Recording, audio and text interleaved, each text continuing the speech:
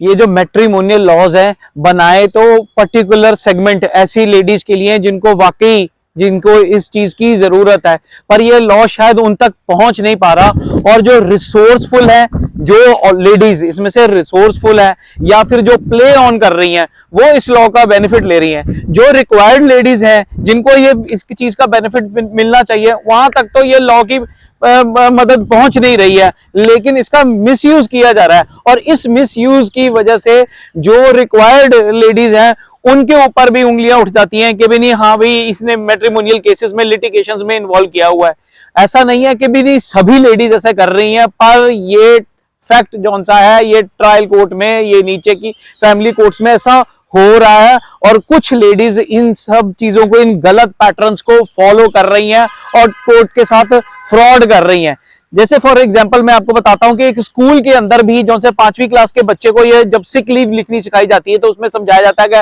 To the principal so and so school, शहर का नाम और बाकी सारी पर्टिकुलर बॉडी, योर्स ओबीडिएंटली, नीचे वो बच्चा अपना नाम चेंज कर देता है। लेकिन बच्चे को ये भी बताया जाता है कि जब बीच में जो बॉडी है उसमें जब उसका रीजन लिखना है कि सिक लीव के लिए रीजन लिखना है कि अगर तुम्हारा सर दर्द कर रहा है तो लिखना है कि भाई I am suffering with headache, अगर वो उसको फीवर है I am running with fever, अगर मेरे को उसको फूड पॉइजन है तो वो अपना रीजन लिखेगा। If A got met with an accident और गॉट फ्रैक्चर तो उसको वो रीजन लिखना पड़ेगा। ये नहीं है कि भी एक स्कूल के अंदर अगर 600 बच्चा है तो 600 में से 50 बच्चे की अगर स्कूल में अगर एक एप्लीकेशन आ गई है फॉर सिक लीव तो उसमें सभी बच्चों को हेडेक हो रहा है या सारे के सारे बच्चों का एक्सीडेंट हो गया, सभी का फ्रैक्चर हो गया। अपने पर्टिकुलर रीजन वो 5वीं क्लास के बच्चे को तक भी सिखाया जाता है, वो क्योंकि वो मॉरल वैल्यूज है, वो राइट है, वो सच है, वो ट्रुथ है, और यहाँ पे ट्रुथ को फॉलो अप नहीं करा जा रहा है। तो मेरी हाथ जोड़ के विनती है कि भी क्या आप इस मेरी इन बातों से सहमत हैं और क्या आपके हाथ में भी पॉज करना 151 CPC ये भी एक प्रोविजन है जिसमें कहता है कि any relief is sorted in the interest of justice. इतनी वाइड पावर है 151 CPC में कि भी जस्टिस का हनन नहीं होना चाहिए। लेकिन अगर कुछ एक लेडीज अगर इस तरह से चीट करेंगी, फ्रॉड करेंगी और कोर्ट को मिसलीड करेंगी तो कैसे चलेगा।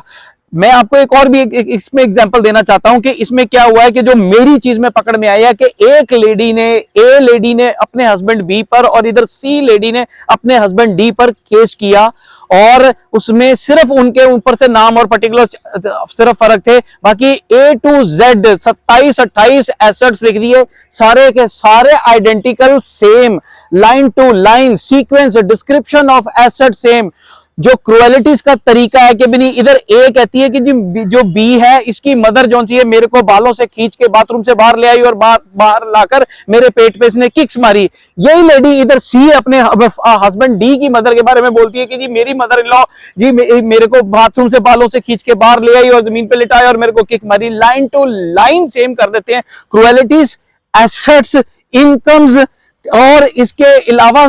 जो पैराग्राफ तो वैसे के वैसे जा रहे हैं, लेकिन जो स्पेलिंग मिस्टेक्स तक करी हुई हैं वो भी मिस्टेक्स को भी वैसे के वैसे कॉपी कर दिया जाता है। और सिर्फ इस चीज की इनोसेंस का फायदा उठा रहे हैं कि भी नहीं, एक जुडिशियल ऑफिसर है उसके पास 200 से 300 केस लगा हुआ है, उसको कहां याद पड़ेगा कि भी नहीं हाँ कि भी इस केस में क्या जो स्टोरी आई है 3 महीने पहले जो 200-300 केस चल रहे थे उसमें कोई एक ऐसी पिटीशन थी उसको कॉपी करके वो दोबारा से आ गई है, या उसी पिटीशन को कॉपी करके एक शहर के अंदर 2 फैमिली कोर्ट से तो वो दूसरी फैमिली कोर्ट में चली गई है, या फिर थोड़े डिफरेंस के बाद से वो लगा दी गई है। और इस तरीके से चीट किया जा रहा है और धड़ल्ले से एफिडेविट फाइल किए जा रहे हैं। लेकिन मुद्दा यहाँ पे ये है कि अगर इतने हाई लेवल पे फ्रॉड हो रहा है तो फिर एफिडेविट्स की वैल्यू क्या है, उसकी क्रेडिबिलिटी क्या है, जब डिट्टो आपने पिटीशन ही चोरी करनी है। और अगर आपका क्या इस बारे में सोच रही है, कहीं आपके साथ तो नहीं ऐसा हुआ है, प्लीज कमेंट बॉक्स में अपने कमेंट्स लिखो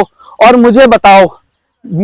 मुझे संपर्क करो और हम देखें कि भी इस चीज के ऊपर क्या वर्किंग करी जा सकती है। जिस तरीके से ये चोरी की पिटीशंस पे फ्रॉड जो कमिट किए हुए हैं इसको कैसे रोका जा सकता है। Thank you.